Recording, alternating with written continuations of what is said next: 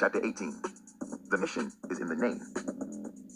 Black people from the South were headed to Chicago, to Detroit, to New York. Some even came from the Caribbean to escape colonialism.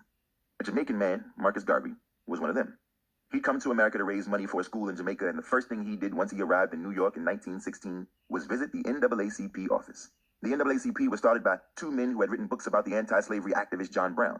In 1859, Brown, a white man, raided the United States Armory in Harper's Ferry, West Virginia, with the intention of arming slaves and starting a revolution. He was caught and, of course, executed. Du Bois wrote Brown's biography, and the year it was published, 1909, was also the year a man named Oswald Garrison Villard published his biography of John Brown. Villard was white and happened to be William Lloyd Garrison's grandson. Who do you think sold more books? But instead of Du Bois cutting Villard down like he did Booker T. Washington, he decided to work with Villard to form the National Association for the Advancement of Colored People, NAACP. Their mission was in the name. And when Marcus Garvey showed up, he was expecting that mission to be shown in the actual people working for the organization. See, Garvey was looking for Du Bois, but when he got to the office, he was confused about whether the NAACP was a black organization or a white one. And that was simply because no one dark-skinned worked there. It was as if the only black people who could succeed in America were biracial or lighter-skinned, as if the talented 10th were the only black people of value. Such an assimilationist way of thinking. An anti-racist like Garvey saw all black people as valuable, saw blackness as valuable in culture and in color. So Garvey decided to set up shop in Harlem and start his own organization called the Universal Negro Improvement Association, the UNIA. Its purpose was to focus on African solidarity, the beauty of dark skin and African American culture, and global African self-determination. He basically created the exact opposite of the talented 10th. Garvey wasn't the only one who noticed the growing power of biracial Americans. Scholars were paying attention. Eugenicists, people who believed you could control the quality of human beings by keeping undesirable genetics out, meaning the genetics of black people, were criticizing and berating the mixing of races because whiteness was seen as pure. There were new versions of the racial hierarchy, which weren't that new because black people still existed at the bottom, but the argument was that the more white Nordic blood people had, the better they would be intellectually.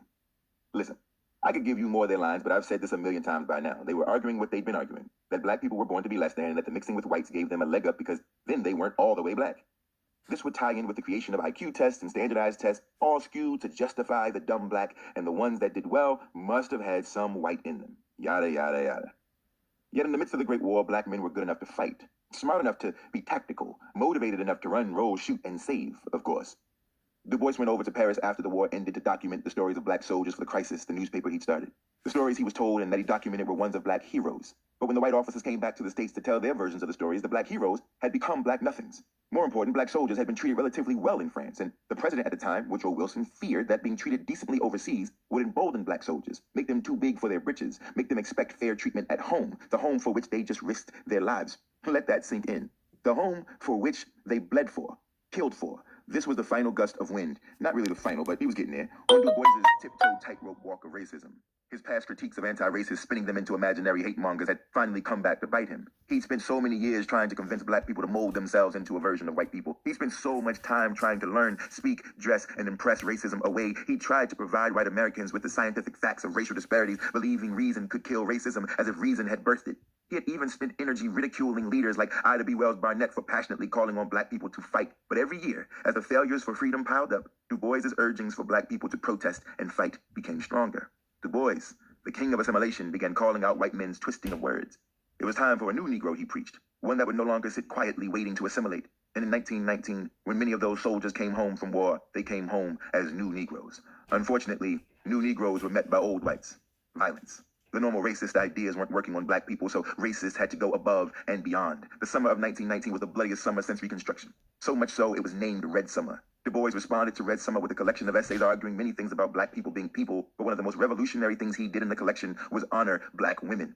This was a huge deal, because black women had either been completely left out of the race conversation or turned into objects to look at and take advantage of. Even though Du Bois had done this, Marcus Garvey, the Jamaican who had taken issue with the NAACP, still despised him. Like I said, Garvey was a staunch anti-racist. Though Du Bois was making anti-racist strides, he was still straddling the assimilationist line, and Garvey thought he was condescending to his own race. That he moved and acted like he was a better black person, a special black person, an exception. And of course, there was the biggest beef of all, the conflict around the premise that lighter-skinned people were being given advantages and treated better. Colorism. Garvey wasn't completely wrong. Though Du Bois wanted black people to be a people with the freedom to be different when it came to art and music and spirituality, he definitely looked at himself as the standard. So if you weren't him, light-skinned, hyper-educated, you weren't quite good enough. He also reinforced Harriet Beecher Stowe's idea that black people had more soul than whites, which meant they had less mind, and therefore were better at creative things. Garvey would have argued against that, but he didn't get the chance to. because the U.S. government charged him with mail fraud, and he was deported 3 years later. With no one there to challenge him, Du Bois's old crutch that he just couldn't seem to divorce himself from, uplift suasion, was about to transform into a different kind of be my friend bait.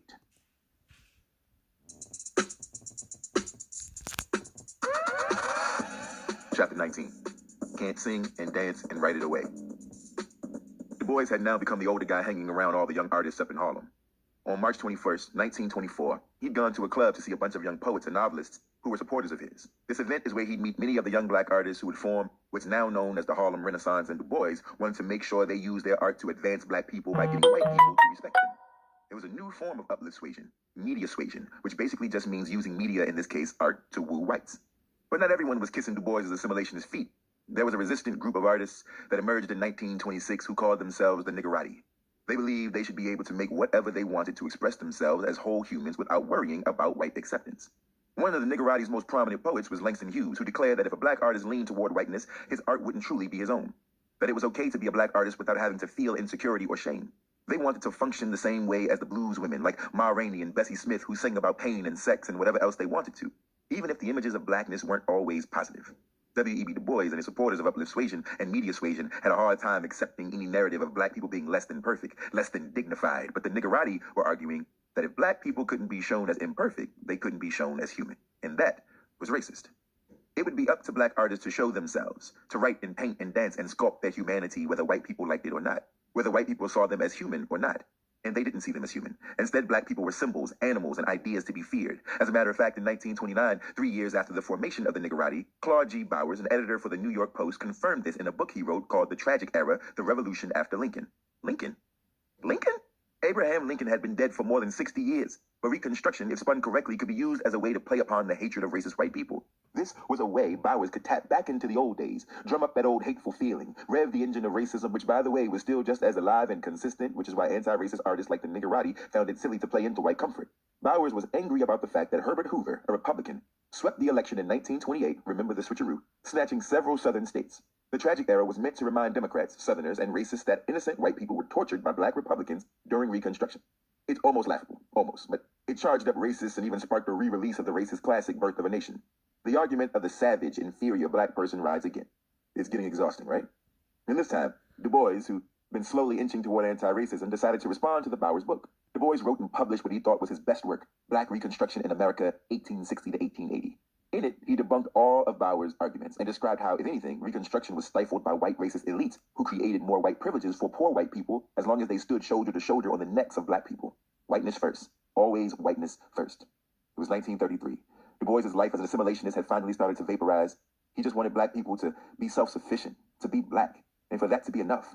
Here he argued that the American educational system was failing the country because it wouldn't tell the truth about race in America because it was too concerned with protecting and defending the white race.